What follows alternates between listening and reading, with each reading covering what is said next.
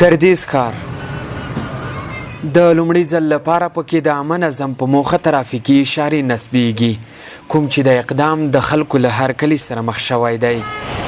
مهم شی د بدی کې اکثره خطرات دي، ټکر مثال د شیان له منځه ځي او که څوک دا اصول مراعات کړي نو په ښار کې نظم ډېر منځته راځي. نظم په پکتیا کې ترافیکي اشارې نه وي، دا به په ګڼه ګوڼه کې رش دپاره چې زیات ښار کې رش د مخنیوی وشي هغه دپاره ډېر ګټور دي.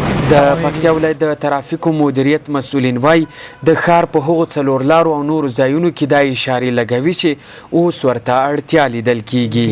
په هغو چرایانو کې چې موږ هلته ترافیک توظیف کړي دي د تنظیم غړي، نو د هغوی په هغه کې هم زیات رول لوبوي، نو هغه به موږ داسې ځای کې بیا توظیف کړو چې د دغه مخه به بیا اشارو نیولې وي.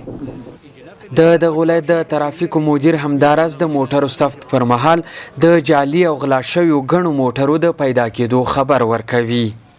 نو په هغو کې تقریبا 3 ډوله موټر دي.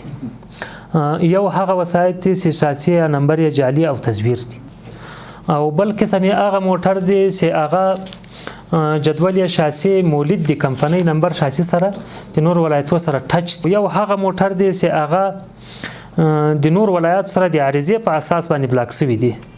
په پکتیا ولایت کې لا هم زیات شمیر ښي لاس موټر لنډمهاله اسناد نه لري او موټر چلونکي د ثبت پروسې د بیا پیلېدو غوښتنه کوي.